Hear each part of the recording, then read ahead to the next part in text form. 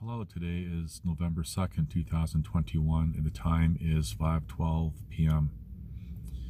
I know for a lot of people, new people who may come across my videos and the videos where I'm dressed as I am right now in my grubby clothes that are all tattered, and they can't wrap their head around, for example, my knowing something that most people, for example, would deem as conspiracies and stuff. And even in the real world, I notice when I'm having to dress like this in public, people do treat you differently.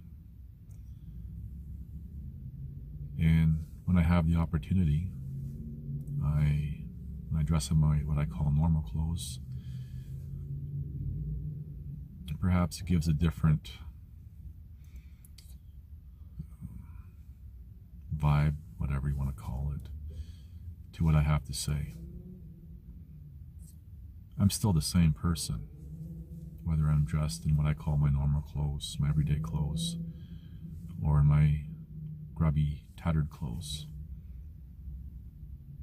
And whatever amount of intelligence that I may have, the knowledge that I do have firsthand, remain the same. So I guess I've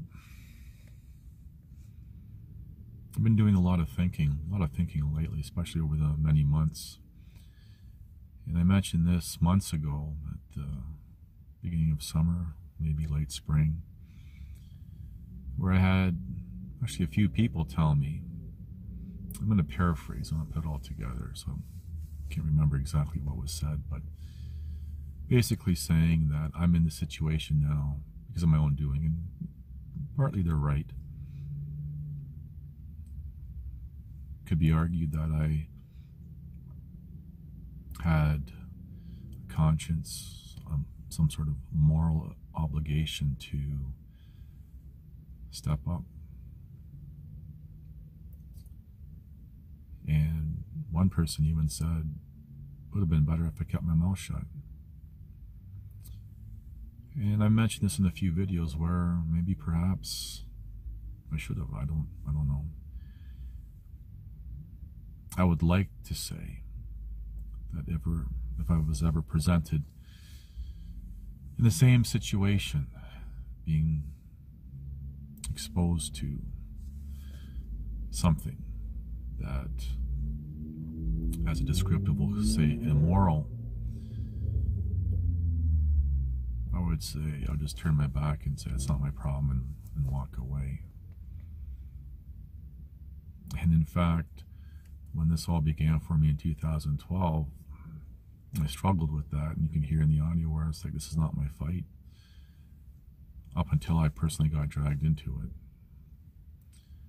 It didn't mean that I didn't try to say something beforehand, which I did.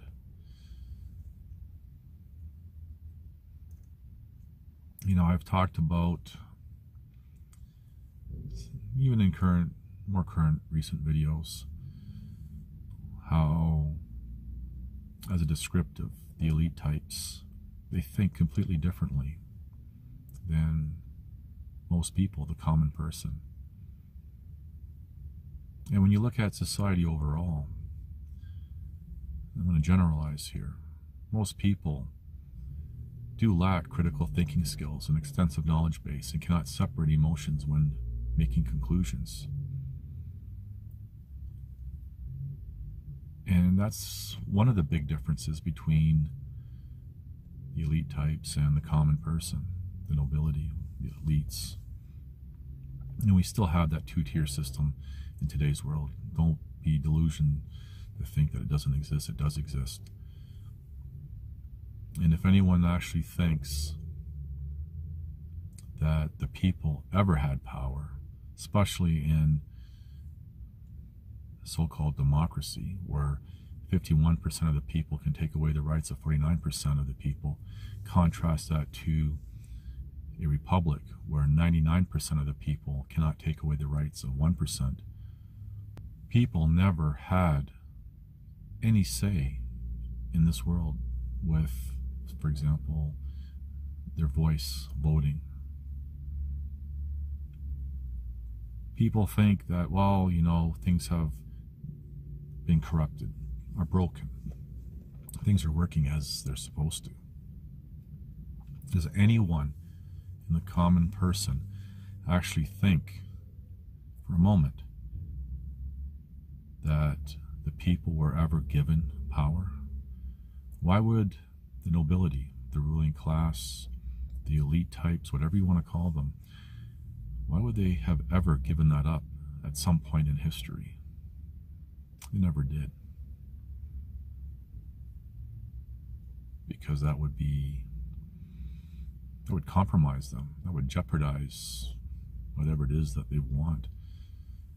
And all the benefits that they've reaped throughout their generations. And I said even recently in a recent video that the nobility, the ruling class, the elite types have generational commitment to everything that they do.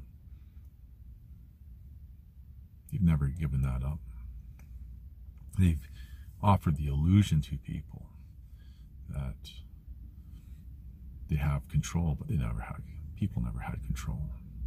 They think differently, these nobilities, the ruling class, the elite types, completely different. And the problem for the common person, they can't wrap their head around what most would deem conspiracies because it's not how they think. But how most people think is not how they think. And I suppose I'll make a bit of an admission here to say I understand as a descriptive, using one descriptive, the elite types. I understand how they think. Totally. And when I was, before my life even becoming out here, before I walked away from opportunities as I was being groomed to have or be among the elite types, I was respected and even sought after, which is kind of interesting now because, for example, now I'm trying to find work where at one time I had headhunters, hey, good, if you want to come and work for us type of thing. I had respect. Walked away from it all. But I had the respect because I understood these people, thought like these people, perhaps even still think like these people. But I suppose the analogy that I'm going to use here, if you imagine a teeter-totter, and on one side of the teeter-totter you have the common person, which are primarily emotion-based. And on the other end of the teeter-totter, you have, as a descriptive, a lack of. Not to say that the elite types don't have any emotions, but more regimented with their emotions and not carefree with them. Maybe that's not a very good descriptive. Now, where I sit, looking at myself, I'm on the middle of the teeter-totter. Just kind of going back and forth a little bit, ever so slightly. Because as much as I can relate to the elite types, the ruling class, understand them, think like them, I also have a strong draw towards the common person in the emotional side, of them and everything else, have that connection. It's kind of like I can walk in any circle, and just as I'm talking, I'm remembering, for example, in high school, I was never part of any group, but I was part of all the groups. I was able to walk down, for example, what we called Jock Hall, all the athletes, wrestling team, the whole 9 yards. I can go to the library, hang around with what we called back then the geeks, being part of a chess club. I can go to Tech Hall, where they had like all the shops, like auto mechanics and just trying to think, welding, electronics, electricity, stuff like that. And I was able to always, no matter what group, in this example, even walking past, we had smoking pits back then, where the students were able to go out and smoke on school property. I never smoked because I was athletic, but they would say, hey, come and say hi. So I would come out and say hi. So I never was part of any group, but I always, no matter which hall that I walked down, everyone's like, hey, come on, say hi. And then when the academics, with the sciences and everything else, seemed to fit in everywhere, but was never part of anyone. Now, I'm sharing this because looking throughout my life, it's the same. I can meet people anywhere. And when my younger years, I used to meet women anywhere, even at a funeral. And I do like people. I feel sorry for people. Majority, the masses, I feel sorry for everyone, especially with current worldwide events and seeing the stresses people have. But I made a decision to share what I know firsthand. And the problem that I really find is I really have, maybe I don't really have, but people have, people would have a problem relating to me because of the paths that I've walked in life. And then especially when they see me as I am now. And they're trying to nothing's connecting for them, because what they would consider stereotypical of someone in my situation, I don't fit that mold. This even goes with all the government organizations and nonprofit groups and everyone I've been reaching out to. I don't fit. I slip through the cracks. And I'm not the only person in the world.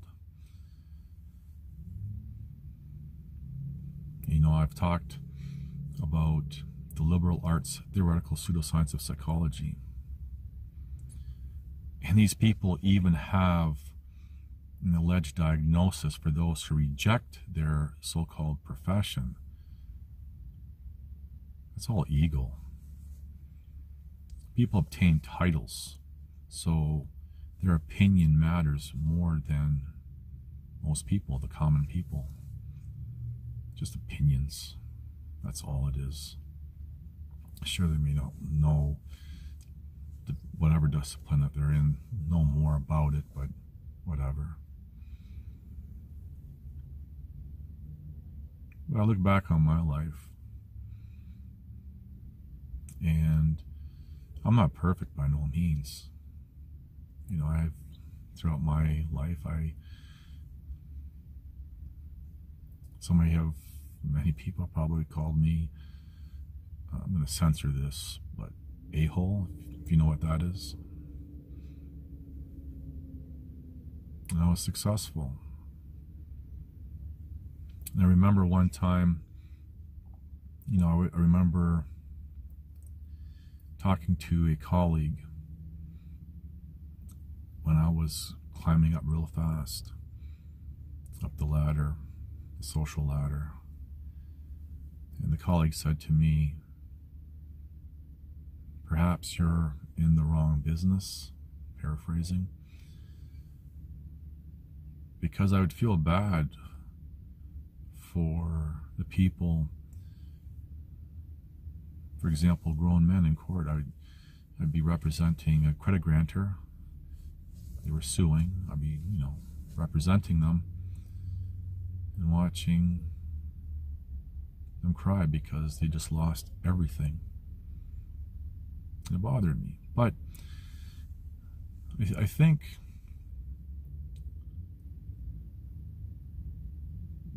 as a descriptive, it's more of a conflict between being indifferent and realizing that there's a human being there that's being impacted. And the elite types, ruling class, whatever you want to call them, they're pretty much indifferent to everyone. They don't really care. And there's a bigger picture with current worldwide events that a lot of people, perhaps even most people, can't even see. And I've said many times, most people may wake up to one or several things, only to slumber in something else, while slumbering in everything else. And if you think about it as an exam, you have all these things you have to check off to get correct. And the more you get checked off, the closer you come to passing. And that is how humanity is being vetted. But really, I don't want to get into worldwide events and all this other stuff. I guess what I've been really thinking about are my efforts. Now, I'm going to say this again, I'm no one special. And I don't know everything. I know more than most. And have insight with other things that most don't have. And this is what I've been trying to share. But I'm finding overall, because there are a lot of people, more and more now, I find, saying, hey, wait a second, what you're saying is making sense. What you're saying has come true. But overall, it just seems like my efforts have gone to society overall. And I really wonder if there's any value to everything I've done. And I've been doing this for a long time. And the difference with a lot of people, say even among the people who call themselves truthers in the truther community, there are people who are sanctioned as what I would call the celebrities among the truther communities. They're sanctioned, and that's who you hear about. And even among them, if you pay attention, there's a lot of conflicting information on any topic. Pick one. And I remember about 10, 11 years ago, I was approached twice, 2 different times within that year. I think one was more in the winter and then one was more in the fall. To be an online guru is how I described it. And I remember saying the second time, like, what do I have to talk about? I was told, anything you want, but. And I said, well, no one's going to listen to me. Nobody even knows that I'm alive. I would be taken care of. And over the years, since then, I've watched these online celebrity types, especially among the truther communities and other topics, rise to, really quick, like just literally overnight. I almost wonder. And perhaps some of them are not even aware of that they're being pushed up. There's a lot of people like myself who you never hear about. I'm not the only one. I'm not the only one suffering through any type of sacrifice for the common person. Lots of other people, but can only speak for myself. And I know some people who come across me, we talk, regularly, even if it's just a brief, interaction. And they're very supportive and say that they find a lot of value to what I say, and I thank these people. I'm not forgetting about them, but overall, as I say in some of my copy and paste comments, like for sacrifice everything for a thankless society, and then having people trolling me, and which doesn't bother me, but it's still there, and then other people just arguing because they can't recognize what's not an opinion, theory, belief, or want. How would you know when someone comes along with more knowledge and more understanding? That's a rhetorical question that you can keep to yourself. Anyway, this is not a woe is me thing. I'm not looking for attention by no means. I'm just sharing my thoughts while I survive the aftermath of everything that I've endured and try to do. Perhaps the good of my efforts for others has already happened. You never hear about it. I would never know. I know a lot of people had their careers compromised and even lost them. This is really a drop in the bucket, because this, as a descriptive, this wicked monster in the world is huge. Anyway, I don't even know if I'm making sense. Hopefully I am. Anyway, just thought I'd share some thoughts. I hope you're doing well. Thank you for watching. Please like, subscribe, comment, and share.